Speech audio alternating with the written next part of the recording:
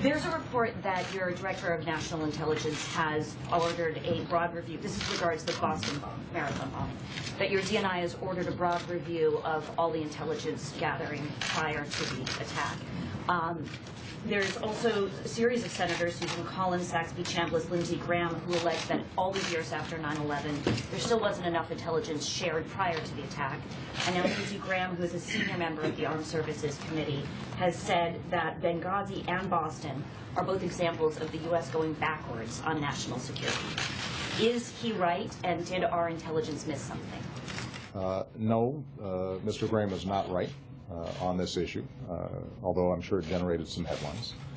I think that what we saw in Boston was state, local, federal officials, every agency, rallying around a city that had been attacked,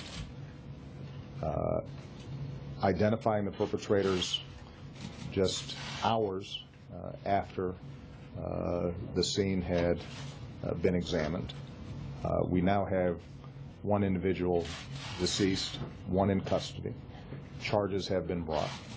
I think that all our law enforcement officials performed in an exemplary fashion after the bombing had taken place, and we should be very proud of their work. As obviously we're proud of the people of Boston, and all the first responders and the medical personnel that helped save lives. What we also know is that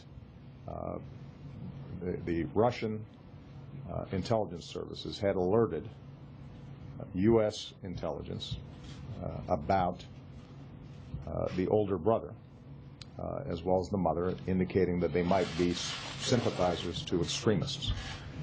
The FBI investigated that older brother. It's not as if the FBI did nothing. They not only investigated the older brother, they interviewed the older brother. They concluded that there were no signs that he was engaging in extremist activity. So that much we know. And the question then is, was there something that happened that triggered radicalization and an actual decision by the brother to engage in the attack that the tragic attack we actually saw in Boston? And are there additional things that could have been done in that interim that might have prevented it? Now, what Director Clapper is doing is standard procedure around here, which is when an event like this happens, we want to go back and we want to review every step that was taken. We want to leave no stone unturned. We want to see, is there in fact additional protocols and procedures that could be put in place that would further improve and enhance our ability to detect a potential attack. And we won't know that until that review is completed. We won't know that until the investigation of the actual crime is fully completed, and that's still ongoing. But what I can say is that based on what I've seen so far, the FBI performed its duties. Department of Homeland Security did what it was supposed to be doing. But this is hard stuff. And I've said for quite some time that because of the pressure that we put on Al-Qaeda core, because of the pressure that we put on these networks that are well-financed and more sophisticated and can engage in and project transnational threats against the United States, one of the dangers that we now face are self-radicalized individuals who are already here in the United States. In some cases may not be part of any kind of network, but because of whatever warped, twisted